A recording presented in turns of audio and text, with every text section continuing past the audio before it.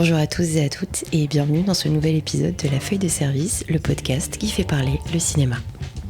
Je m'appelle Alix de Zomer, je suis réalisatrice et je suis la créatrice de ce podcast. Et aujourd'hui, nous terminons la première saison de La Feuille de Service avec Emma Guajardo, régisseuse d'extérieur. Contrairement à ce que l'intitulé de ce poste veut vous faire croire, Emma ne travaille pas dans le département de la régie, mais dans celui de la décoration. Avec elle, on fait une brève présentation des corps de métier qu'on retrouve dans la ruche foisonnante qu'est la déco.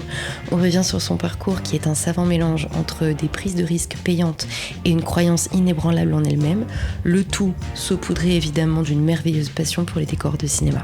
On a évidemment conclu aussi cette discussion par le portrait filmois qu'on ne présente plus, un portrait pop et riche en couleurs à l'image d'Emma et de ses cheveux roses. Comme d'habitude sur ce podcast, on s'est évidemment étendu en long, en large et en travers sur plein de sujets et d'anecdotes, et j'ai dû faire un choix au montage, mais sachez que ces morceaux de conversation ne sont pas perdus et que vous aurez l'occasion de les entendre très bientôt. Sur ce, je vous souhaite une très bonne écoute.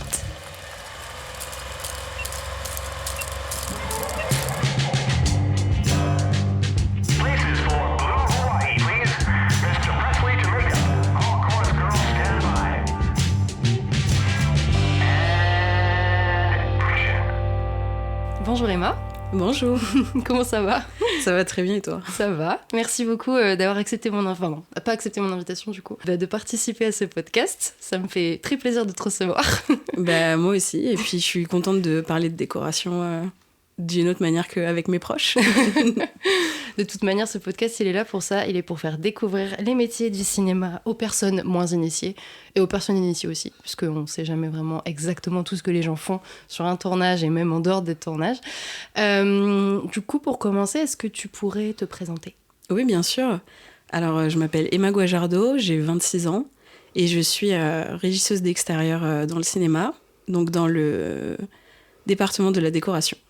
Voilà. Ok. Depuis combien de temps est-ce que tu exerces ton métier ? Alors, je suis entrée dans le cinéma en septembre 2017, si mes souvenirs sont bons. C'est très précis. Et je suis passée, du coup, troisième assistante, parce que j'ai fait beaucoup de stages. Je suis passée troisième assistante en milieu 2019. Et du coup, ça fait 3 ans, 4 ans que je suis là-dedans, voilà. Ok, et sur quel type de production est-ce que tu travailles en général ? Je suis plus dans le cinéma, voilà. Mais là, depuis octobre de l'année dernière, j'ai monté mon auto-entreprise pour pouvoir me diversifier et travailler en tant que chef décoratrice sur des projets qui ne peuvent pas embaucher forcément des intermittents ou qui ne le désirent pas aussi, ça, c'est possible. Mmh. Et du coup, je propose mes services de décoratrice à des petites productions, à des youtubeurs, à des gens de Twitch et des pubs, des clips, tout ça. C'est plus simple parfois sur facture et du coup voilà. Mais du coup, c'est quand même toujours dans l'audiovisuel. Tu fais pas de décoration intérieure pour ça m'arrive parce que là, par exemple, j'ai travaillé avec Ben Never, le youtubeur, et je lui ai fait tout son bureau. Ah. Donc, c'est un peu plus de la décoration intérieure, mais c'est pour YouTube. Et du coup, je trouvais ça super intéressant de travailler sur une pièce plus en archi d'intérieur, du coup, et pouvoir décorer à ma manière avec Ben et Juliette qui travaillent avec lui et qu'on puisse discuter ensemble de ce qu'ils veulent. Donc voilà. Ok.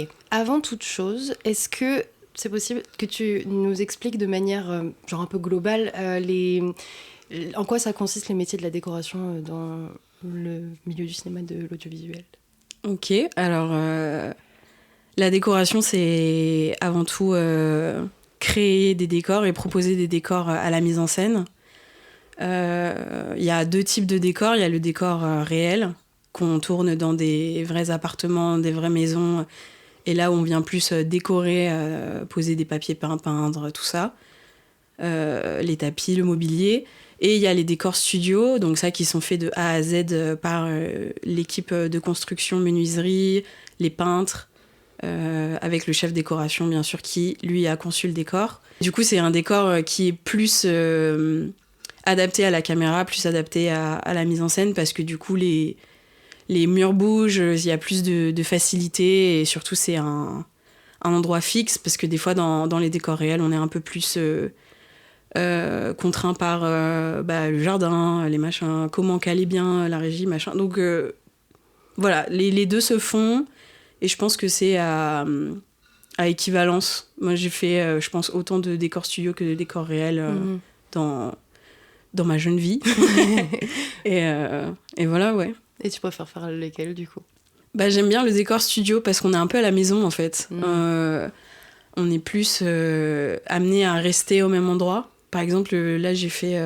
l'année dernière, je suis restée quasiment 1 an au studio d'Épinay-sur-Seine parce que je suis tombée sur 2 projets où on faisait des décors studio et c'était hyper intéressant. Et du coup, on a nos petits bureaux juste à côté du décor, donc on peut répondre aux demandes de mise en scène de dernière minute, aux demandes tout court de dernière minute. Et surtout, on est là pour intervenir sur le décor le matin, on fait les changements en fonction des séquences, machin, et c'est hyper intéressant.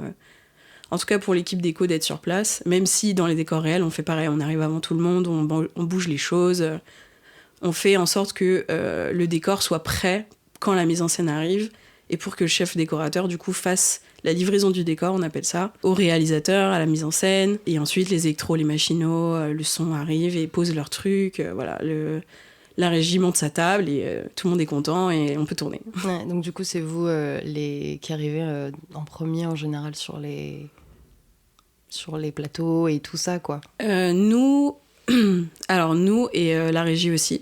Franchement, la régie sont forts. Je pourrais jamais faire ce métier. Je les admire tellement. Ils sont... Mais oui, du coup, on arrive souvent en même temps que la régie parce qu'en plus, en général, c'est eux qui ont les clés du décor. Ouais. Et bon, en studio, c'est un peu différent parce que là, c'est les régisseurs plateaux qui nous ouvrent les plateaux. Mais en tout cas, quand on est sur des décors réels, en général, c'est la régie qui a les clés. Et voilà. Du coup, tu as dit que tu étais régisseuse d'extérieur. Tu as dit aussi que tu étais chef déco à ton compte. Est-ce que tu veux bien nous expliquer en quoi consistent ces 2 métiers? On va peut-être commencer par la régie d'extérieur. Ouais. Ça marche. Alors, régisseur d'extérieur, en anglais, ça se dit buyer ou props buyer. Donc, c'est les achats d'accessoires. Donc, c'est un peu... je sais que... littéralement, c'est vu comme l'assistant de l'ensemblier. L'ensemblier, c'est celui qui s'occupe du meublage sur le décor et qui s'occupe plus des couleurs, des tissus, des rideaux, tout ça. Et le régisseur d'extérieur, du coup, c'est un peu vu comme son assistant qui s'occupe de trouver les choses et du coup, qui va déléguer aux 3e assistants décorateurs qui sont là pour faire les runs, pour trouver les choses, pour ramener. Le but du régisseur d'extérieur, c'est d'amasser un maximum d'objets, de petits trucs qui feront la différence en fonction du scénario. Donc en général, le travail commence par un dépouillement de tout le scénario dans un tableau Excel où on a plein de colonnes et on dit voilà, telle séquence, ça sont énoncés dans le scénario. Et c'est aussi pousser la réflexion du réalisateur. Par exemple, si le personnage, je dis n'importe quoi, est peintre, c'est de se dire dans le scénario, il y a un cadre et il peint, donc il a des pinceaux, il a une palette, il a des tubes de peinture. C'est vraiment pousser le truc au bout, dire du coup il a un chevalet, du coup il a peut-être son atelier, du coup il y a d'autres peintures qui doivent être faites à côté et c'est faire ce listing de tout ce qu'il faut, anticiper un maximum les besoins du personnage, c'est un peu, et des fois c'est se mettre carrément dans la peau du personnage et aller par exemple au BHV et dire moi j'ai lu le scénario, je sais qu'il est comme ça, je sais qu'il est comme ça, et franchement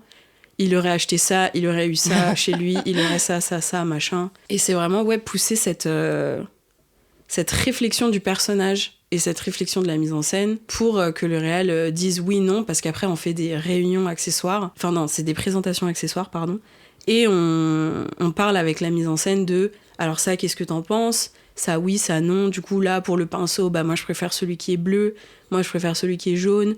Ok, du coup on va acheter plus de pinceaux bleus parce qu'en plus comme il peint, du coup il faut que la peinture, si il commence sa peinture, du coup le pinceau il doit être propre, donc faut en acheter plein parce que si on refait la séquence à chaque fois, voilà. Les toiles c'est pareil, il faut en acheter plusieurs. C'est anticiper tout le temps la mise en scène des mouvements des comédiens et c'est hyper intéressant. Vraiment, moi j'adore ce métier. Dès que j'ai commencé, même en tant que stagiaire, j'étais déjà dans l'assistance du régisseur d'extérieur.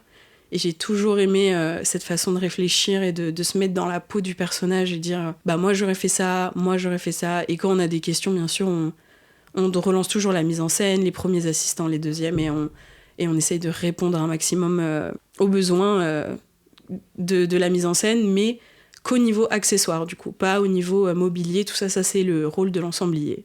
Ok. Voilà. Est-ce que tu veux bien faire une sorte de petit point sur la hiérarchie des métiers de la décoration, parce qu'il y a beaucoup de monde et ils font plein de trucs différents. Alors, déjà, ça dépend des équipes, ça dépend des budgets, ça dépend de qui on peut employer. Mais ce qu'il faut savoir en déco, c'est qu'il faut être très polyvalent. Vraiment, il faut savoir faire énormément de choses. Ça peut aller de mettre un clou dans une planche jusqu'à faire du graphisme, faire des plans, faire tout ça. Et en gros, l'équipe décoration, c'est une pyramide, un peu comme partout au cinéma. On est tous dans notre petite pyramide, dans la grande pyramide du cinéma. Mmh.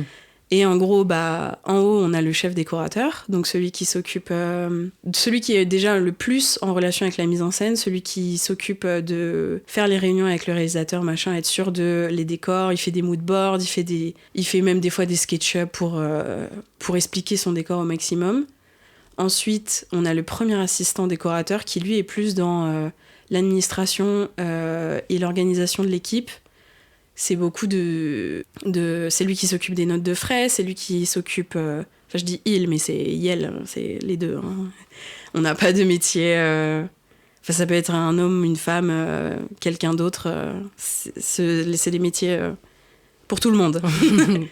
Et du coup, lui s'occupe plus de tout ce qui est administratif, donc les notes de frais, l'organisation, les tableaux de paye pour savoir qui est à quel forfait, machin. Les heures sup aussi, si la production accepte de payer les heures sup. Il s'occupe de déclarer les heures supplémentaires, la cantine. Bon, c'est un peu plus administratif. Et il fait aussi de temps en temps du plan quand on n'a pas de budget pour un deuxième assistant décorateur qui, lui, s'occupe vraiment des plans, des SketchUp. Et ça, c'est plus quand on est en studio ou quand on fait des très très grosses interventions sur des décors réels. Là, il s'occupe de mettre en place tout ça pour, du coup, l'équipe construction et l'équipe peinture, pour qu'ils comprennent bien ce qu'ils font, ce qu'ils construisent, exactement ce qu'ils doivent faire, voilà. Ensuite, on a au pôle ensembliage de l'équipe décoration, on a du coup l'ensemblier qui s'occupe du coup de l'ameublement, des papiers peints, des rideaux, plus de tout ce qui est habillage du décor du coup. Ensuite, on a un régisseur d'extérieur qui s'occupe du coup des accessoires, qui est souvent en relation avec l'accessoiriste de plateau, mais l'accessoiriste de plateau ne fait pas partie du pôle décoration, il a son propre pôle à lui. Et ensuite, on a les troisième assistants décorateurs, qui sont du coup les petites mains, qui sont du coup les plus polyvalents, qui font les runs. Du coup, les runs, c'est les courses à droite, à gauche dans la ville. On est tous... Enfin, je dis on parce que j'ai été quand même 3 ans assistante décoratrice, donc je connais très bien ce métier. Donc on est souvent au volant de notre Kangoo, en train de faire nos petites courses, à droite à gauche, en train d'acheter ci, d'acheter ça. Voilà. Ensuite, des fois, il y a des troisièmes qui font du graphisme. Quand on n'a pas de budget pour un infographiste, parce que des fois, on a des graphistes dans la décoration, dont c'est le métier, et qui font incroyablement bien leur travail. Quand on a des animations 3D à faire, des messages sur les téléphones, des machins. Bon, c'est les graphistes qui s'occupent de ça, mais des fois... Il n'y a malheureusement pas le budget, donc c'est un peu les troisièmes qui s'occupent aussi de ça. Si c'est pas le deuxième assistant, parce que ça peut être aussi le deuxième assistant qui s'occupe de ça. Bon, comme je le dis, la décoration, il faut être extrêmement polyvalent, il faut savoir faire énormément de choses, il faut être à l'écoute des besoins de l'équipe, il faut surtout être volontaire. Donc ensuite, oui, on a le pôle décoration, donc qui est souvent dans les bureaux, sauf pour nous les troisièmes qui font des petites runs. Ensuite, il y a l'équipe construction, donc il y a le chef constructeur qui est là, qui regarde les plans, qui donne les ordres aux constructeurs, aux menuisiers pour être sûr que tout est bien effectué comme il faut dans les constructions des décors. Et ensuite, on a les peintres. Les peintres, ils s'occupent de, du coup, peindre les feuilles décors ou les décors. Et ils s'occupent aussi de tout ce qui est papier peint, voilà. On a aussi des tapissiers qui viennent, qui s'occupent de tout ce qui est confection de tissu. Donc si on a un canapé qu'on a acheté sur le Bon Coin, qu'on n'aime pas, le tissu va pas, on réhabille les canapés, ils font des housses. C'est vraiment un travail incroyable, le tapissier. Ils font les rideaux sur mesure. Voilà, il s'occupe de tout ce qui est un peu tissu pour le décor. Et ça, du coup, c'est plus l'ensemblier qui est en relation avec le tapissier pour bien que la cohésion se fasse. Ouais. Donc voilà. Ok, c'est une petite ruche finalement. Ouais. Et du coup, quand tu travailles en tant que chef déco, comme c'est pas forcément sur la même ampleur de projet, etc., qu'est-ce que tu fais concrètement Eh ben, je fais un peu tout. Je suis un peu une équipe à moi toute seule. Des fois, quand il y a les moyens, j'ai une assistante. Ou un assistant, bien sûr. On ne jouera pas ici. Mais... Et oui, du coup, je suis au mood board. Enfin, je commence avec des propositions avec des mood boards. Ensuite, je fais des dessins sur mon iPad, des repérages que j'ai faits, de mes propositions à moi. Quand il faut, je fais du SketchUp. Voilà, je fais des propositions, j'envoie mes petites modélisations. Et je fais toute une présentation pour justifier mes choix, machin. Et ensuite, du coup, je suis dans l'exécutif après, quand mes propositions créatives sont validées. Enfin, j'appelle ça des dossiers d'intention décoration. Quand ils sont validés, eh bien, je passe à la run, du coup, et je vais faire mes achats à droite à gauche. S'il y a du matériel, je vais à Leroy Merlin. S'il faut acheter des petits accessoires, je vais à droite à gauche. Je vais faire des Emmaüs. Je chine énormément pour mes trucs à côté, parce que j'ai une mentalité très seconde main. Ouais. J'aime pas acheter pour gâcher. Et d'ailleurs, c'est un truc très compliqué, ça, dans le cinéma, la pollution de chaque film. C'est, même si on fait des éco-prod et tout, c'est toujours un peu compliqué, je trouve. On a beau distribuer des gourdes, des mugs au début, tout le monde les perd. Bon, voilà, ça, c'est un autre sujet. Mais en tout cas, oui, je m'occupe du coup de créer ce décor avec mes petites mains. Et ensuite, je viens avec ma voiture et puis j'installe tout le décor. Et ensuite, on tourne. Et quand il n'y a pas les moyens que j'ai une assistante, du coup, c'est moi qui suis au plateau. Donc là, je suis accessoiriste et je regarde les prises. Je me dis si elles sont bonnes. Je fais les raccords, machin. Et ensuite, je démonte le décor. Je remets tout dans ma voiture. Je vois avec la prod qu'est-ce qu'ils veulent garder, machin. Et ensuite, chacun repart de son côté et voilà.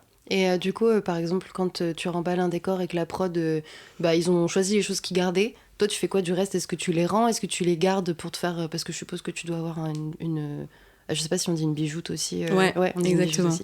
Tu dois avoir toi tout un stock aussi. Oui. Tu fais quoi de tous ces trucs-là, toi ?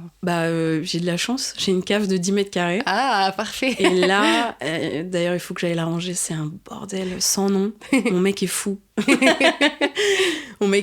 y met plus les pieds. Il me dit, mais il faut absolument que tu ranges. Donc oui, mais c'est le bordel parce qu'en fait, quand on sort d'un tournage, de 3 jours de tournage... de 10 heures par jour, enfin 8 à 10 heures par jour, quand on arrive, on pousse tout. Je peux pas ranger. Bref, donc oui, je mets tout ça dans ma cave, mais aujourd'hui, j'ai appris à être sélective sur ce qu'il me faut et ce qu'il me faut pas. Par exemple, j'ai énormément d'enveloppes, parce qu'on a souvent du courrier dans les films, donc j'ai toute une caisse remplie de plein d'enveloppes de différents formats, machin. J'ai genre une caisse avec des arts and crafts, des perles, des machins pour enfants, de la peinture... J'ai aussi beaucoup récupéré de trucs de mes années à appliquer, justement, que j'ai mis de côté pour les films. Et du coup, ça me sert. Et d'ailleurs, sur les petits projets où il n'y a pas beaucoup de budget, j'ai cette chance d'avoir cette bijoute. Et du coup, j'amasse tout ça. Et après, je peux arriver sur le plateau avec énormément de choses. Là, par exemple, j'ai fait une pub pour une salle de bain. Et du coup, en fait, j'ai pris déjà tous mes trucs de salle de bain à moi et j'avais toute une caisse qu'une ancienne régisseuse d'extérieur m'a donnée avec plein de produits de salle de bain. Donc du coup, j'ai tout utilisé dans ce truc et j'ai pu ne pas acheter de produits du coup consommables qui seraient gâchés parce que moi, je les ai déjà. Et je sais que si j'en avais acheté, ça aurait été à perte parce que personne les aurait utilisés. Enfin, puis même... Moi, je suis pas trop pour donner les trucs à la fin quand on sait que ça fait des années qu'ils sont là. Ouais. Au moins, ça, c'est ma bijoute. Je sais que les produits, faut pas les utiliser. Ouais. Et voilà. Mais du coup, dans ce cas-là, est-ce que tu fais louer ta bijoute ou comment ça se passe Pour l'instant, non. Enfin, sur les productions, si. J'ai mon défrait mon bijoute parce que comme j'ai beaucoup de bijoutes, même quand j'étais 3e assistante, j'avais déjà beaucoup de bijoutes et j'arrivais à me la faire défrayer parce que c'est vrai que j'ai une perceuse, j'ai une visseuse, j'ai... plein de caisses de papier, plein de caisses de de petits accessoires, de stylos, de carnets. Du coup, mon chef, il insistait toujours pour que je me fasse défrayer ma bijoute parce que c'est vrai que j'amène toujours énormément de choses. Tu vois, j'ai mon imprimante, par exemple. J'ai ma propre imprimante qu'on utilise pour le graphisme parce que des fois, les photocopieurs que les prods nous prêtent, on peut pas imprimer tous les papiers dessus et du coup, c'est mon imprimante qui prend le relais quand il n'y a pas d'infographiste qui est là avec sa propre imprimante. Donc tout ça fait que j'arrive à faire défrayer ma bijoute et j'arrive à faire quelque chose, quoi. Ouais, parce que de toute façon, de base, toi, c'est quand même de l'investissement que t'as mis dans ton matériel à toi. Donc, c'est logique quand même de te faire défrayer pour ça, je trouve. Ok, super. Merci beaucoup pour toutes ces explications. Du coup, on va revenir un petit peu en arrière et on va parler de ton parcours. Ouais, bien sûr. Comment en es-tu arrivée là où tu en es aujourd'hui ? Bon, déjà, j'ai commencé par un lycée art appliqué à Paris. Auguste Renoir, près de Place de Clichy. Parce que, en fait, quand j'étais au collège, j'avais 20 de moyenne en arts plastiques. Oh. Et mes parents, je les remercierai jamais assez pour ça, se sont dit, bon, il y a peut-être un truc à faire, en fait. Peut-être qu'il faut qu'elle passe dans une filière spécialisée tout de suite. Parce que les trucs basiques du lycée, la L... je sais que ça s'appelle plus comme ça, pardon, mais on est des boomers ici. Je sais même pas comment ça s'appelle. Il y a L, E, S et S, mais je sais plus comment ça s'appelle maintenant. Oh mon Dieu, nous sommes vieilles. Oui. Et du coup, ils se sont dit, bon, peut-être qu'il faut aller vers un bac technologique. Donc du coup, j'ai envoyé des dossiers pour être prise dans un lycée appliqué à Paris. Et j'ai eu cette chance, j'ai été prise à Auguste Renoir. Donc j'ai fait mes 3 ans de lycée avec des cours d'art appliqué, d'histoire de l'art. C'était hyper intéressant. Et en fait, quand j'ai eu 16 ans, j'ai eu une révélation. J'étais très fan de la série Glee, par Ryan Murphy. Je ne cautionne pas du tout ce réalisateur. Je ne l'aime pas du tout, mais voilà, Glee est une énorme partie de ma vie. Et en fait, un jour, je me suis posé la question en regardant la série. Il y avait mon personnage préféré qui ouvrait son casier, qui était tout décoré, machin. Et je me suis dit, mais qui fait ça, en fait ? Est-ce que c'est Rachel ? Non, c'est Kurt. Ah, l'autre personne avec le casier très décoré. Voilà. Ok. Et je me suis dit, mais qui fait ça ? Qui décore le casier comme ça ? Parce que c'est pas Chris Colfer qui décore son casier le matin en arrivant. Kurt. Ouais.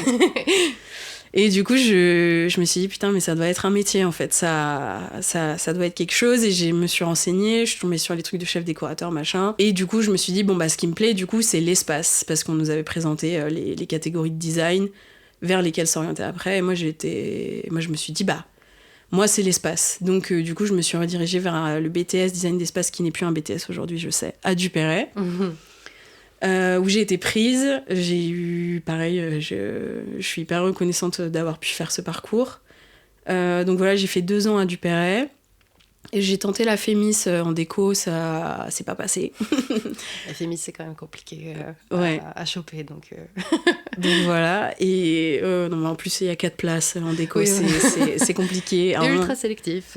Voilà, donc c'est pas passé. Et en fait, Duperret venait d'ouvrir une licence scénographie en partenariat avec Paris 3. Et du coup, je me suis dit, je vais aller faire cette licence parce que c'est tellement plus... Enfin, c'est ce qui se rapproche le plus, la scéno du décor de cinéma, pardon. La scénographie, c'est le décor de théâtre, du coup. Ouais, voilà. Exactement. Ok. Donc du coup, je me suis dit, il faut que je reste dans cette scénographie, parce que oui, ce que j'ai pas dit aussi, c'est que j'ai choisi de faire le BTS Design d'espace à Duperret parce qu'il faisait beaucoup de scénographie. Donc j'ai pu étudier ça, et ensuite, du coup, la licence pro scéno... ça m'a appris un peu plus sur la scénographie, mais le concret du comment ta scénographie tient dans l'espace, comment la construire, comment... Voilà, je dis pas qu'on la construisait, mais ça nous a appris au moins le vocabulaire technique du théâtre, machin. Sauf que moi, le théâtre, j'ai jamais réussi à accrocher. J'ai jamais réussi à accrocher à la mentalité qu'il fallait avoir pour décrypter une pièce, tout ça. C'était un peu compliqué. Et de toute façon, je savais que je voulais me rediriger vers le cinéma. C'était ton truc de base, donc ouais. Tu revenais à la naissance de tout, finalement. Voilà, c'est ça. Et du coup, j'ai J'ai fait un stage en assistante scénographie sur une comédie musicale. J'ai trop aimé. Et en fait, on a tourné un trailer dans les studios d'Épinay, comme quoi la boucle se boucle tout le temps. Et en fait, j'ai trop aimé être sur le plateau. Et j'ai trop aimé tout ça. Et j'étais là, waouh, c'est exactement ça que je veux faire. Après ce stage, du coup, j'étais sur cinéaste.org et j'ai tapé. Je voyais qu'il y avait un truc recherche stagiaire régie. Et j'y suis allée au culot, je lui ai envoyé un mail et j'ai dit, moi, je cherche un stage en déco. Et en fait, on m'a appelé 2 jours plus tard, on m'a dit, on cherche un stagiaire déco, est-ce que tu veux venir passer un entretien? Donc, j'ai passé l'entretien. Et c'est comme ça que j'ai commencé les stages. Parce que, en fait, le plus dur dans le cinéma, c'est d'avoir la première ligne du CV. Et une fois qu'on a cette première ligne, ça roule, en fait. J'ai l'impression que ça y est, tout se délie. Surtout que c'était quand même un gros film français, dont je vais pas dire le nom parce que ça s'est pas forcément très bien passé ce stage, mais en tout cas je me sentais à ma place, même si je suis un peu sortie de ce stage en mode mince, je crois que j'ai pas compris quelque chose. Enfin, je savais que la déco c'était fait pour moi, mais j'étais là, je crois que il y a un truc qui s'est pas bien passé avec l'équipe, avec mes tuteurs et tout. Je crois qu'il y a quelque chose qui passe pas niveau feeling. Et je me suis dit, c'est pas grave, Emma, calme-toi, tu vas te battre. Et en fait, 2 mois plus tard, il y a eu une nouvelle annonce pour un stagiaire déco. J'ai postulé, j'ai été prise, on m'a appelée. Enfin, voilà. Et puis après, j'ai fait stage. Et un jour, j'ai rencontré un chef décorateur que je remercierai jamais assez. Et son premier assistant qui m'ont dit à l'entretien, du coup, pour un autre stage déco, non, mais toi, les filles comme toi, en fait, moi, je les engage en 3e assistante. Je les engage pas en stagiaire. Là, je te prends en stage parce que t'es conventionnée.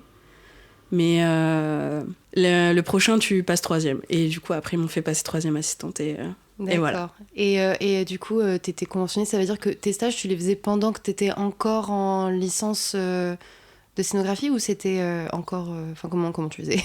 Alors, ça, c'est un peu plus compliqué. En gros, la licence scénographie, moi, j'étais un peu une tête de mule quand j'étais en école. Ça accrochait pas trop avec les professeurs et tout, et je sais que c'est parce que j'étais jeune et j'avais pas envie de remettre plein de choses en question, et du coup en fait j'ai raté la dernière épreuve qui disait apparemment que tu pouvais pas avoir ta licence alors que j'avais tout validé, juste pas ça, et du coup elles ont refusé de me donner la licence, les professeurs qui s'occupaient de ça, et du coup elles m'ont proposé, on a fait un compromis où en gros j'avais 1 année de stage où j'étais conventionnée, où j'étais à nouveau élève de Paris 3. Donc j'ai retapé, concrètement. Sauf que j'avais le droit de ne pas faire les cours, vu que c'était déjà validé. Je devais juste repasser l'étape en fin d'année. Ouais. Et du coup, c'est là où j'ai réussi à être conventionnée. C'est super, ça. Et après, j'ai fait la FCND de Duperret, qui est donc l'année non diplômante pour faire des stages et se professionnaliser dans le milieu qu'on désire. Et là, c'est là où j'ai rencontré ce fameux chef décorateur et son premier assistant qui m'ont dit on te prend, tu fais 3 mois de stage avec nous, mais après on te prend en 3e. Et du coup, j'ai jamais fini la FCND, désolée Duperret, j'ai jamais envoyé mon truc de fin d'études. Mais du coup, ça veut dire que tu avais concrètement 2 années de stage conventionné. T'as pu faire 2 années en entier de stage conventionné, du coup. Ouais, j'ai fait même pas 1 an et demi en vrai. Ouais. J'ai fait 1 an de stage et ensuite j'ai fait 3 mois en plus. Et après t'as été engagée en tant qu'intermittente, du coup, je suppose.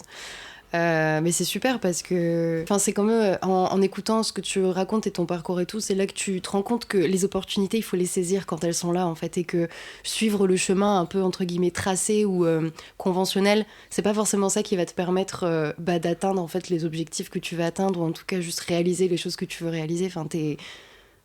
C'est super, t'as saisi ta chance quand elle était là, et plutôt que de te dire ah mince, peut-être qu'il faudrait quand même que je valide mon année et tout, tu t'es dit non mais fuck, j'ai un poste prêt pour moi, je vais y aller, et c'est super de faire ça, quoi. Ouais, c'est ce que je te disais tout à l'heure avant qu'on commence, c'est que moi, mon père, il voulait absolument que j'ai un bac plus 5. Et du coup, la licence, ça m'a apporté un bac plus 3. Et du coup, j'ai quand même cherché à faire des bacs plus 5, j'ai quand même retenté la FEMIS, j'ai quand même voulu faire des grandes études, mais en fait, le fameux premier assistant là, qui m'a dit qu'il me prendrait 3e après, je lui avais parlé d'une école en Finlande que je voulais faire, et il m'a dit franchement, ça sert à rien, parce que t'as déjà tout ce qu'il faut pour être 3e, et tu vas perdre ton temps, en fait. Tu vas perdre 2 ans de ta vie là-bas, peut-être que tu vas apprendre des choses, mais nous, dans le cinéma, on va te les apprendre aussi, ces choses-là. Et il a pas tort, parce que moi, c'est le cinéma qui m'a formée. Et voilà, parce que j'avais pas du tout ce background nécessaire. J'ai pas du tout fait d'école de cinéma. Je suis arrivée, je savais pas ce qu'était un machinot, je savais pas ce qu'était un ingé son. Je le devinais au nom. Mais pareil, électro, machinot, j'ai mis, je sais pas combien de temps à les différencier. C'est hyper compliqué. Quand tu commences et que tu sais pas trop, t'es genre, bon, bah, c'est des gens qui transportent des trucs et qui installent des trucs. Ok. Et puis, les travelling, tout ça, moi, j'étais en mode, pourquoi mettre des rails au sol ? Ouais. Un jour, j'ai marché sur une rail de travelling. Oh mon Dieu. Et du coup, je me suis excusée. Je suis désolée. Parce que en fait, quand moi, je suis sur le plateau, comme je suis pas souvent sur le plateau, parce qu'au final, ça me plaît pas tellement le plateau. Moi, j'aime bien être là avant et après. Mm-hmm. Les montages, les démontages, j'adore. Mais la dynamique du plateau, c'est pas ce qui me plaît le plus, quoi. C'est pour ça que d'ailleurs, je suis pas dans le pôle accessoire. C'est parce que ça me plaît tellement moins que la dynamique qu'on a dans une équipe de décoration. Et oui, et du coup, quand je passe dans les décors, je suis hyper...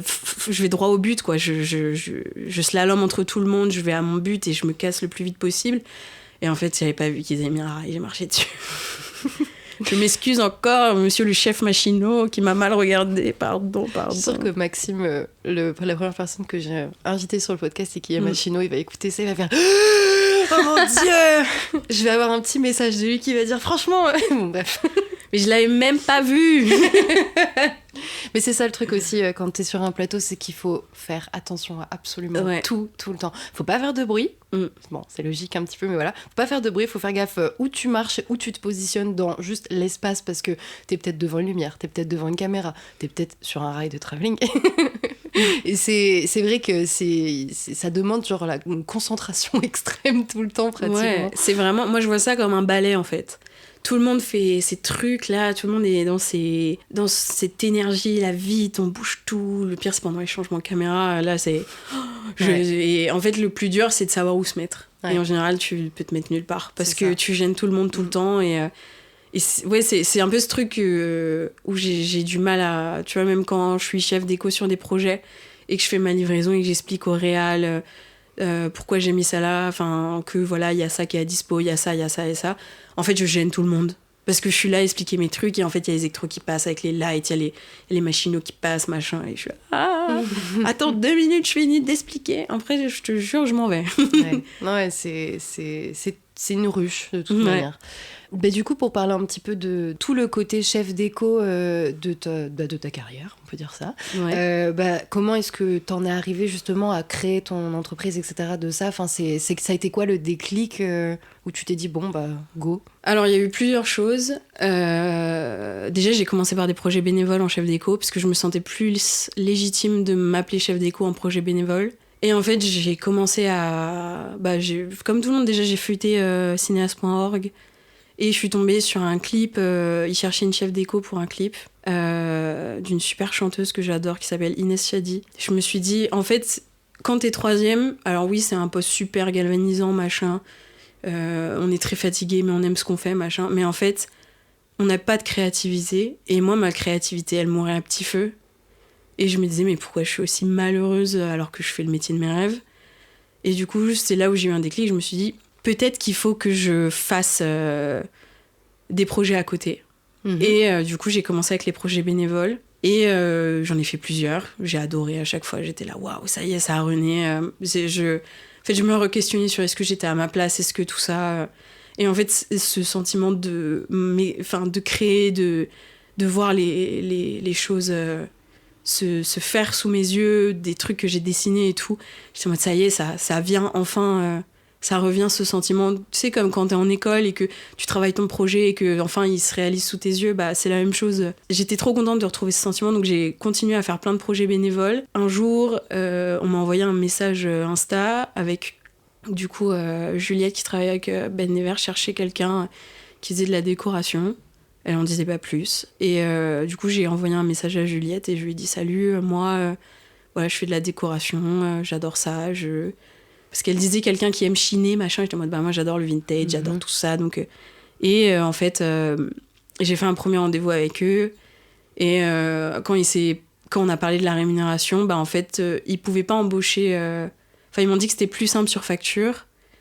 Et j'avais déjà plusieurs amis qui étaient en auto-entreprise. Et du coup, elles m'ont dit comment faire, monter son machin. Enfin, c'est pas compliqué, c'est un formulaire à remplir sur l'URSSAF.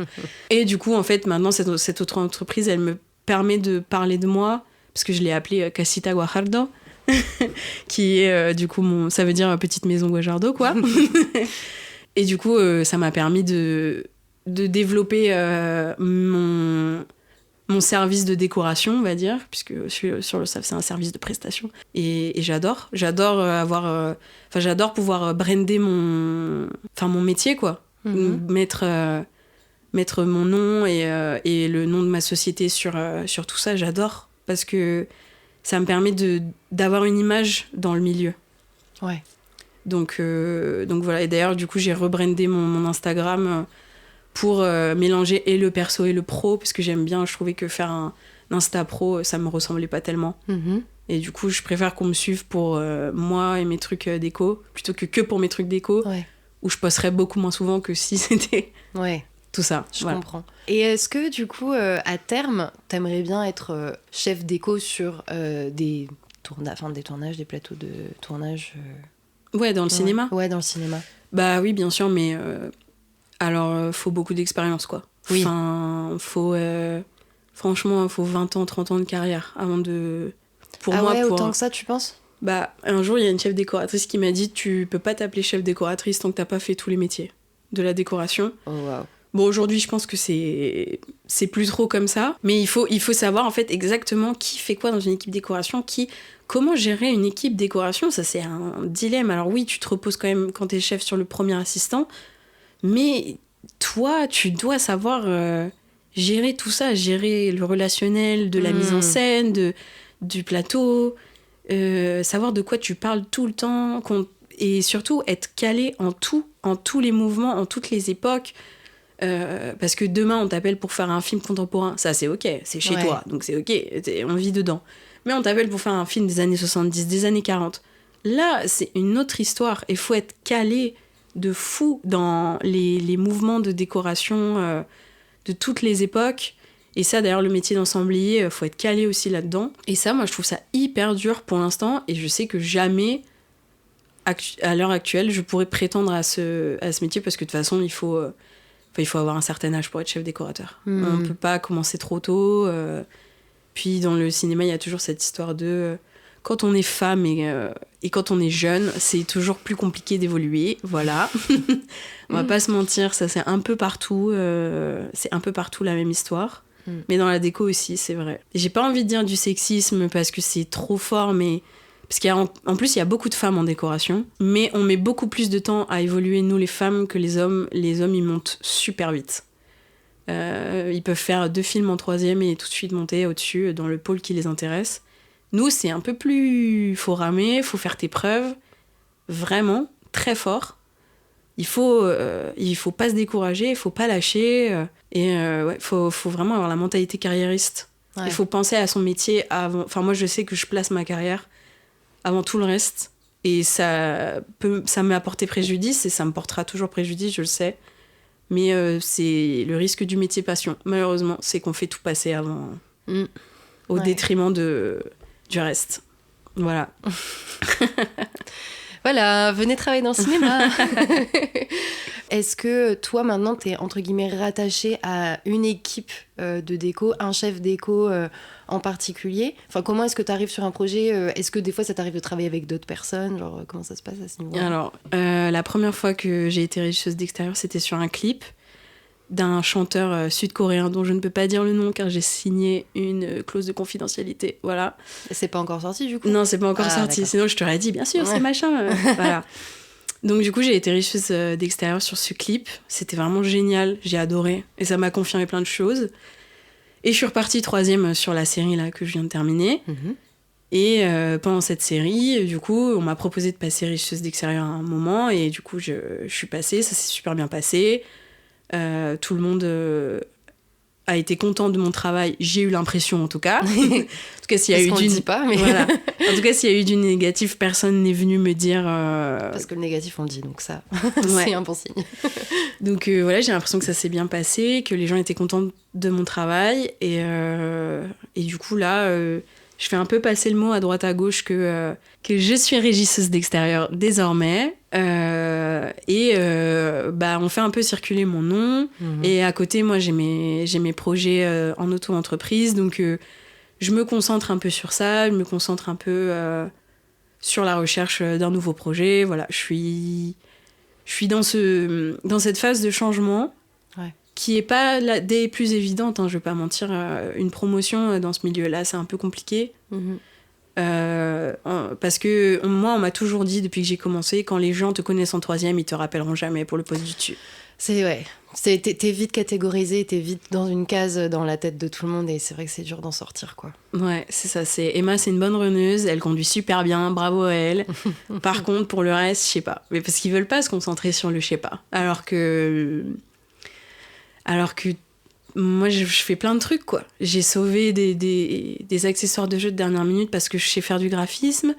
Je sais bricoler. J'ai toujours ma scie. J'ai toujours, tu vois, même dans mon sac à main, j'ai toujours mon cutter, mon laserman. Tu vois ?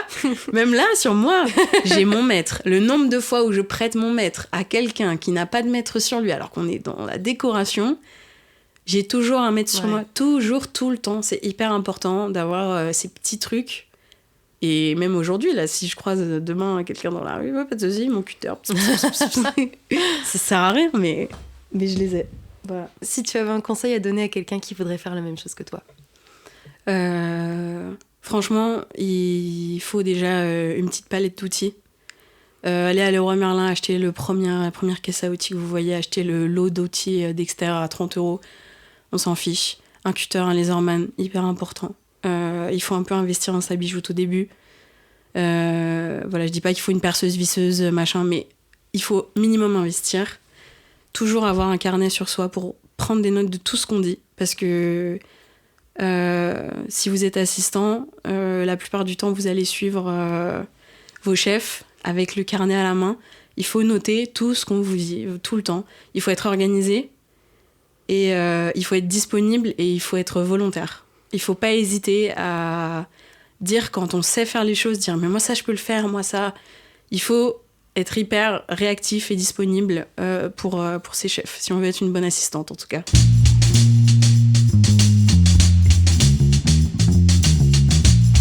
On va passer à la dernière partie de ce podcast qui s'appelle le portrait film-moi. T'es prête ? Ouais. Donc, première question, quel est ton film préféré ? Alors, moi, il n'y a pas de blabla, c'est West Side Story de Jérôme Robbins et Robert Wise. Voilà, j'adore les comédies musicales. C'est des films feel good, j'adore. Et ce film, il est incroyable pour moi. Il m'a construit en tant que personne et je l'adore et même si je sais que c'est un Roméo et Juliette de New York, je trouve que tout est beau. On a la culture hispanique, on a la culture américaine qui se mélange et surtout ce truc, parce que ça parle quand même un peu de racisme, on va pas se mentir. C'est quand même, voilà.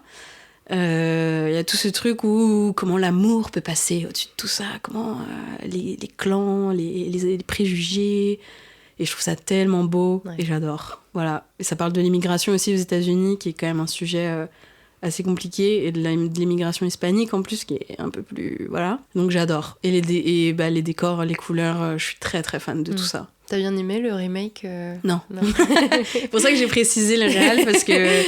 Non, j'ai pas aimé le remake, parce que pour moi, Tony et Maria, c'est vraiment des personnages très prudes, très doux. Et je trouve que Spielberg... excuse-moi Steven si t'écoutes ça, hein, c'est trop... brutal et c'est trop, il y a trop de fou, et c'est pas ça Tony et Maria, c'est la douceur, l'amour, c'est les premiers émois, et moi ça me touche énormément, ce côté hyper romantique, hyper sucré, et je trouve, enfin j'ai pas retrouvé ça dans le remake, et j'ai pas aimé justement ce côté un peu plus abrupt. Quel est ton ou ta réal préférée? Alors, j'en ai 2. C'est David Fincher et Wes Anderson. Des classiques du podcast, tout le monde les dit aussi. C'est vrai? Bah, Wes Anderson, c'est pour son talent. Enfin, juste... il met tellement bien en valeur les décors. Et ses films sont tellement hors du commun que j'adore. Et David Fincher, c'est parce que je suis très true crime. J'aime beaucoup tout ce qui est police, les crimes, les tueurs en série, machin. C'est un peu ma petite passion cachée. J'adore les tueurs en série. Ouais. les histoires. Et David Fincher, je trouve qu'il a un côté hyper... il arrive à faire monter la tension dans ses films. Je trouve que c'est hyper intéressant et... Enfin, on est toujours en haleine. Pendant tous ces films, on reste en haleine et j'adore ça. Ton genre préféré? Alors, j'en ai 2. C'est les thrillers, du coup, et les rom-coms des années 2000. Ça, c'est un énorme Très truc. spécifique. Ouais. Est-ce que tu écoutes rom-comment? Non. Ok.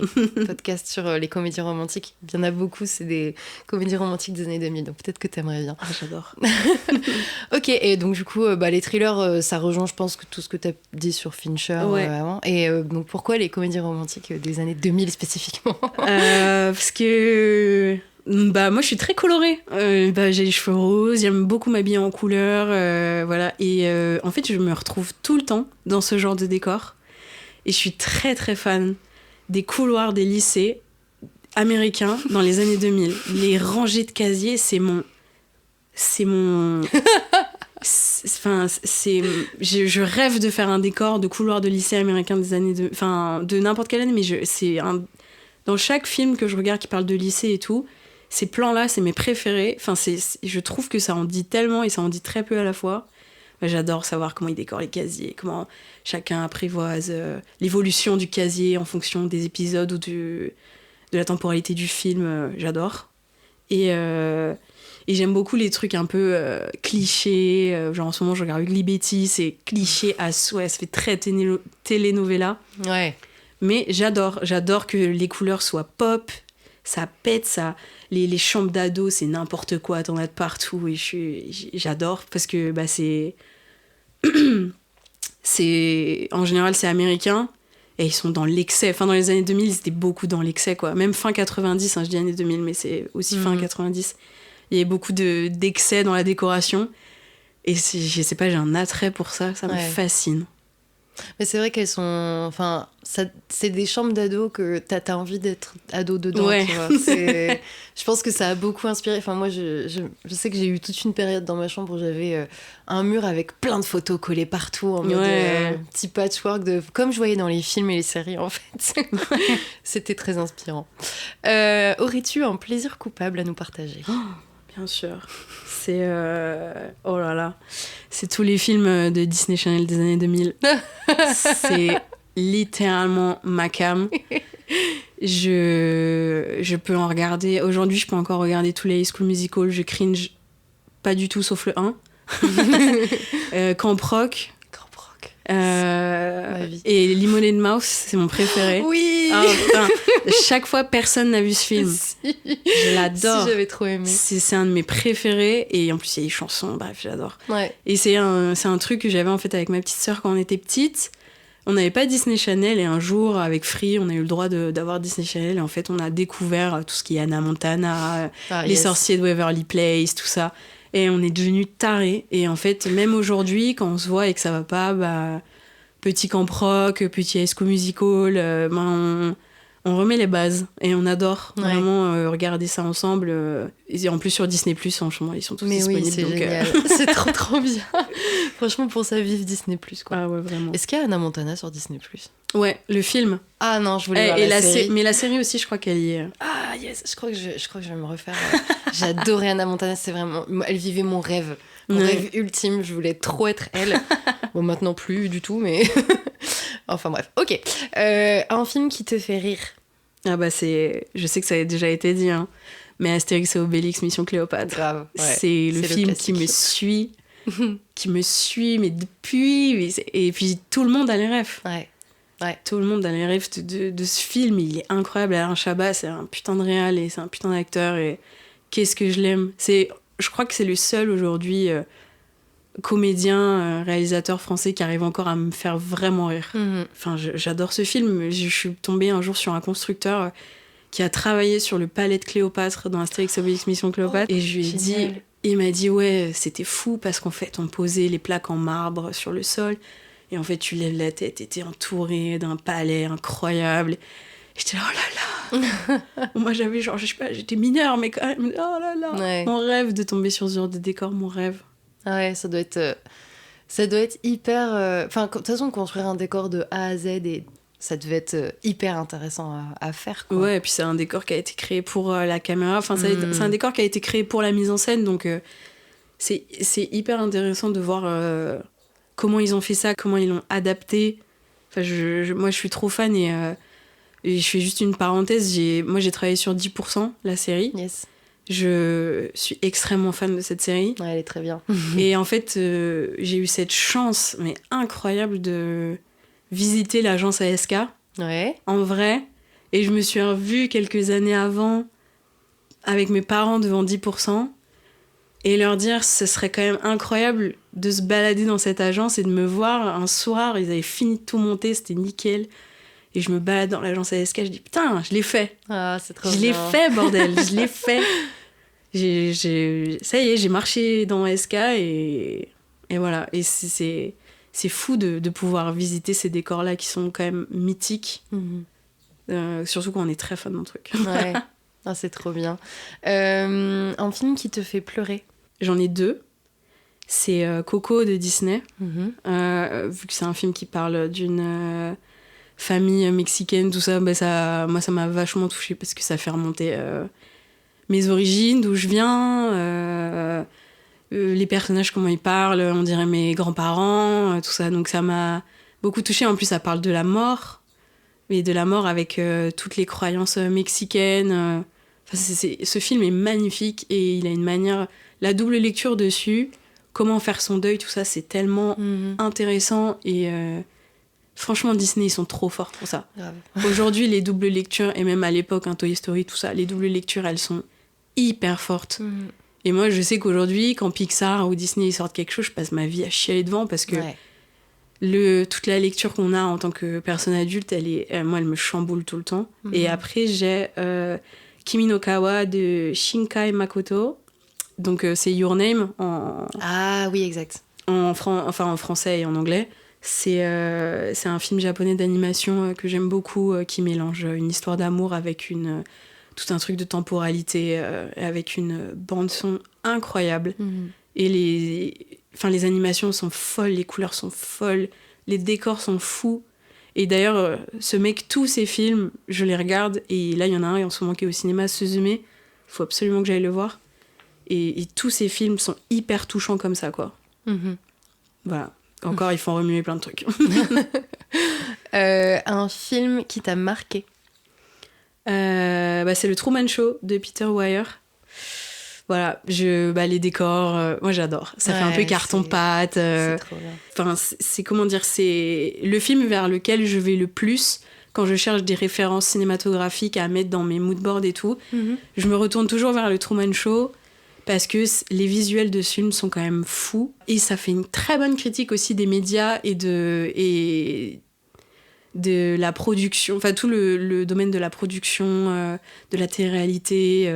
On a toute cette face un peu qui est derrière le mur et qui est un peu malsaine. Et j'aime trop le contraste avec lui qui essaye qui se réveille enfin de cette fausse réalité dans laquelle on l'a mis.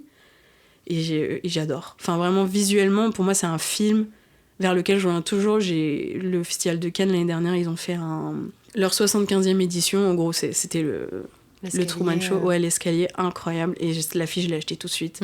Elle est chez moi encadrée, elle est magnifique. Enfin, c'est mon fond d'écran depuis je sais pas combien d'années, genre 5 ans. Et de voir qu'il avait fait un affiche, voilà, c'est un visuel vers lequel je reviens tout le temps pour des inspirations. Donc un film doudou. Alors là, Mean Girls de Mark Waters, c'est vraiment ma base de données, elle est là.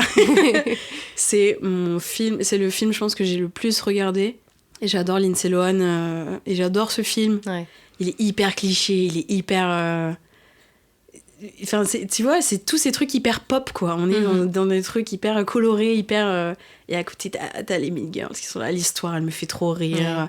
Et en plus, ils ont fait un musical là-dessus qui est incroyable aussi. Enfin, pour moi, c'est toute mon enfance, Mean Girls. Et je le regarde tout le temps. Même, je crois que quand je vais rentrer de ce podcast, je vais aller le regarder encore. Tu vois, dès que ça va pas, dès que j'ai un truc à faire qui est un peu long, je le mets en fond. J'adore ce film. Mais d'ailleurs, t'es un petit peu dans le thème parce que On Wednesdays We Wear Pink. Ouais, exactement. J'ai les cheveux roses tous les jours. Ça va. Mais c'est surtout que c'est le squelette pour moi du film de lycée. Parce que vraiment, encore aujourd'hui, je retrouve des codes de Mean Girls dans des comédies Netflix actuelles de lycée. On a vraiment cette scène de présentation de tous les groupes sociaux. La loser qui évolue, son style vestimentaire qui évolue, le décor qui évolue, la chambre qui évolue. Enfin, je trouve que c'est vraiment pour moi, c'est le squelette d'énormément de comédies que font, surtout principalement Netflix aujourd'hui, quoi. Ouais. Parce que je les regarde toutes les comédies Netflix de lycée, il faut le savoir. Les séries et tout, j'adore. Aurais-tu un film que tu détestes mais que tout le monde adore? Interstellar de Christopher Nolan, je suis désolée. Oh waouh. J'ai jamais compris ce film. Je suis vraiment désolée, j'ai essayé. Hein. Je suis d'accord, la bande-son est incroyable. L'histoire, je suis pas fan, j'accroche pas en fait. Je crois que c'est parce que y a trop de subtilité dans le propos. Et j'ai pas réussi à accrocher, malheureusement. Ok, le film que tu adores mais que tout le monde déteste. Ah, c'est Mean Girls. Alors là, déjà le titre en français c'est Lolita malgré moi. Très mauvais titre. Ouais, parce que je sais qu'il y a plein de gens qui comprennent pas quand je dis Mean Girls. Mais le nombre de personnes à qui je parle de ce film et qui ne savent pas de quoi je parle ou qui ne le voient, ou qui ne l'aiment pas, juste. Pour moi, c'est une masterclass ce film. Je dis pas que c'est un truc incroyable en réalisation et qu'on est dans du Dolan ou nanana. Je dis juste que ce film est fou. Ce film est trop marrant et il a tout ce qu'il faut pour qu'une comédie romantique fonctionne, quoi. Mais je pense que c'est parce qu'il est estampillé, mais ça c'est tout un autre sujet, mais je pense que c'est parce que c'est estampillé fille, en mode c'est girly, du coup... Ouais, c'est vrai. C'est mal considéré, tu vois. Puis l'affiche est moche, enfin bref, tout est moche. Non, mais oui, grave. Je pense que ça a mal été, entre guillemets, commercialisé. Mais c'est vrai que moi, Mean Girls, pendant très longtemps, je n'ai pas cherché à le regarder parce que dans ma tête, c'est un truc de meuf, genre, tu vois. Et en fait, en le découvrant, je l'ai découvert peut-être quand il fallait que je le découvre, c'est-à-dire un petit peu plus tard, un petit peu plus vieille. Moi aussi. Hein. Et du coup, je l'ai vraiment apprécié, je pense. Peut-être que si je l'avais découvert vraiment à sa sortie, donc du coup, quand j'étais quand même ado, parce que je sais plus quand c'est sorti. 2002. Ah oui, j'étais même moins que ado. Ouais, moi aussi. J'étais même enfant. 2001 ou 2002, je me rappelle plus exactement. Mais... Ah ouais, putain, c'est vraiment, vraiment très vieux. Ouais. Mais du coup, je sais que si je l'avais découvert, j'aurais pas du tout accroché au truc parce que déjà probablement trop jeune, mais aussi parce que j'ai eu toute une période dans ma vie où je rejetais tout ce qui était trop girly et trop... mais moi aussi. En mode, ah non. Je te parle d'High School Musical, mais moi, High School Musical, j'ai commencé à aimer quand la hype était finie. J'ai commencé à aimer quand tout le monde a arrêté d'en parler. Genre, j'ai vu le 1 quand, genre, je sais pas, mais 1 an après que le 3 soit sorti, quoi. Ouais. Et quand Proc, c'est pareil, j'ai découvert hyper tard Hannah Montana aussi, toutes les hypes étaient déjà passées. Ouais. Et moi, j'étais en mode, mais c'est incroyable, mais voilà. Du coup, je suis restée dans ma hype, dans mon coin, quoi. Ouais. C'est comme... Non, mais c'est pas pareil. Parce que Glee, j'ai été avant-gardiste, j'ai regardé, c'était qu'aux États-Unis. Mais pareil, j'ai été tellement seule dans ma fanatitude de Glee que j'ai toujours été seule dans ce que j'aimais, quoi. J'arrive pas à suivre la hype. J'arrive jamais... Quand tout le monde me dit va voir ce film, plus on me dit va le voir, moi je vais le voir. Ouais, je comprends. je suis un peu pareil parfois. C'est pour ça que je crois que j'ai regardé Breaking Bad quand ça s'est terminé. Moi aussi, ou un truc du genre. Moi aussi. Mais je pense que c'est parce qu'on a peur finalement d'être déçu, parce que quand tu montes les attentes de fou, tu t'attends à quelque chose d'incroyable. Et moi, souvent quand j'ai écouté les conseils des gens, enfin de tout le monde qui disait ouais c'est fou nanana, quand j'allais voir le truc, je réalisais que c'était pas si fou que ça, ou en tout cas que c'était pas à ce point-là, pas à ce point de ce qu'on a pu me dire, et du coup j'étais trop déçue. Et donc un film ou une série qui est quand même censé être bien, je le trouve décevant en fait. Et c'est surtout que la personne qui t'a conseillé un film, elle a pas les mêmes goûts que toi. C'est ça. Et c'est chacun son chacun, comme dit très bien ma sœur. Et c'est pas parce qu'on t'a recommandé un film que tu vas kiffer. Donc c'est pour ça que moi, j'écoute plus trop. Je vais voir les films que j'ai envie d'aller voir. Et je me prends plus la tête. Les conversations à la machine à café qui parlent de la dernière sortie ciné, en général, je m'éclipse très vite. Donc voilà. La dernière question du portrait filmois. Ce que tu considères être un très bon film de cinéma? Je pense que c'est un film qui est très ancré dans notre société d'aujourd'hui et qui fait un effort dans sa réalisation et dans sa mise en scène pour mettre en valeur les décors qui parlent en fait autour des personnages. Parce qu'un décor, il est là pour exprimer ce que le personnage ne dit pas aussi. Et je trouve qu'il y a trop de films aujourd'hui où on voit plus les décors et on comprend plus ce qui se passe autour. Et pour moi, un bon film, c'est quelqu'un qui sait raconter une bonne histoire, qui est intéressante, avec une très bonne mise en scène et avec un décor qui parle autour de lui. Tu vois, tout de suite, si le décor est pouilleux, on le voit. Tout de suite, si le décor est pas mis en valeur, tout de suite, moi je sais que je comprends plus. Je suis en mode, attends, le mec il arrive dans son appart, on peut même pas voir l'appart. Ouais. C'est focus complet sur sa tête. Peut-être que ses émotions sont intéressantes, mais moi j'aimerais bien voir aussi où il vit, qu'est-ce qu'il fait, pourquoi, qu'est-ce qui l'amène à être comme ça, quoi. Oui, et puis surtout dans les décors, c'est là que tu vois la personnalité d'un personnage que peut-être il va pas, comme tu dis, il va pas forcément l'exprimer, mais je sais pas, tu vas voir une photo d'un voyage qu'il a fait, je sais pas, au Mexique par exemple, et tu vas te dire ah ok, du coup si c'est une photo qui est, enfin en fait c'est pas, tu vas pas te faire cette réflexion là toi-même, mais inconsciemment tu vas te dire ah il a mis ça, donc ça veut dire qu'il a aimé ça, et que enfin et ça en veut dire ça veut en dire beaucoup sur le personnage, mais c'est comme les costumes, je trouve aussi, ça te dit beaucoup sur le personnage sans dire. Et c'est ça. Super. Il y a aussi, moi j'aime beaucoup les films qui sont sociétals, qui parlent des vrais problèmes de société. Il y a pas longtemps, j'ai regardé Goliath avec Pierre Ninet et Gilles Lelouch. Et j'ai adoré, mais qu'est-ce que j'ai adoré qu'on parle. Surtout les films français, en fait. J'aime beaucoup quand ça parle des problèmes sociétals en France, parce que ça réveille des invisibles qu'on oublie trop facilement. Comme le film Les Invisibles d'ailleurs, qui parle de femmes SDF, c'est hyper intéressant. Et Hors Norme aussi, mais quel film incroyable. Moi, je sais que la petite sœur de mon copain, elle est autiste.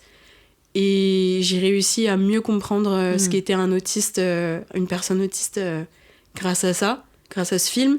Parce que de base, personne ne sait exactement ce que c'est quelqu'un d'autiste, quoi. Il faut se renseigner, il faut être sensibilisé à ce sujet. Et moi, j'aime beaucoup tous ces films qui sensibilisent à la santé mentale, aux maladies mentales, aux problèmes de société, aux géants de l'industrie, contre les petits.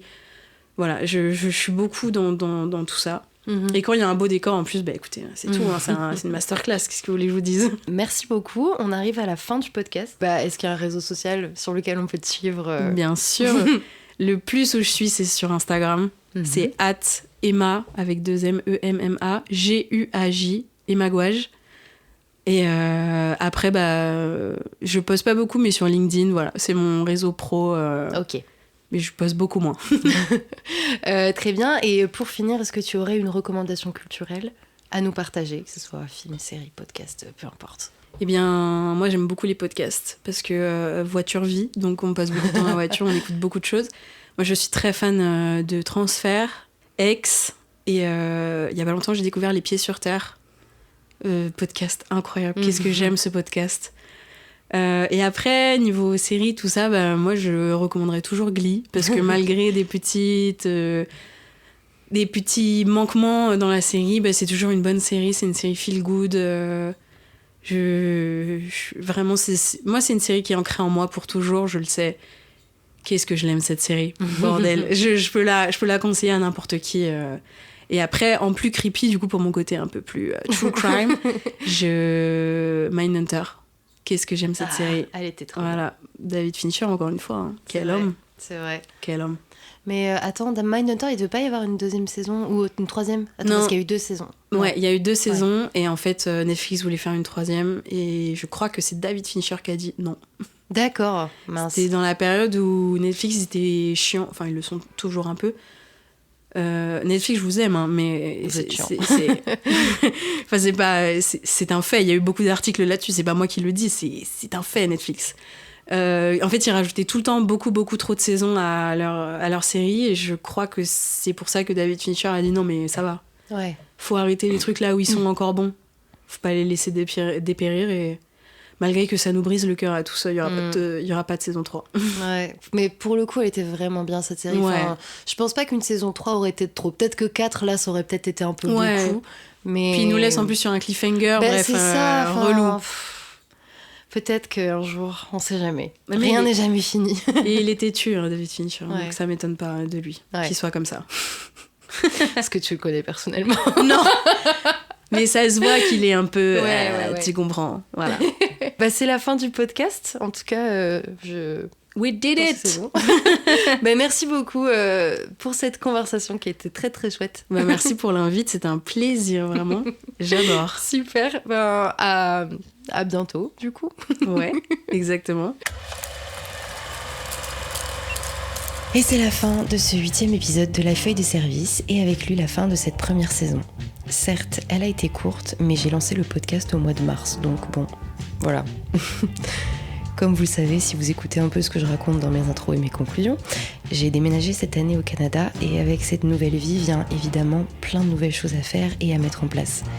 Ce qui fait que je prends du retard dans mes organisations et que, par exemple, j'enregistre cette conclusion quelques minutes avant de poster l'épisode. Voilà. Bref, tout ça pour vous dire que la feuille de service passe en mode vacances cet été, non seulement parce que je préfère être plus relax pour profiter aussi de tout ce que je vis en dehors du podcast, mais aussi pour prendre un peu de recul et réfléchir à une sorte de nouvelle formule pour la saison prochaine.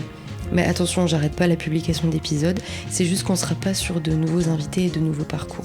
Je vous laisse un peu dans le flou concernant les épisodes de cet été.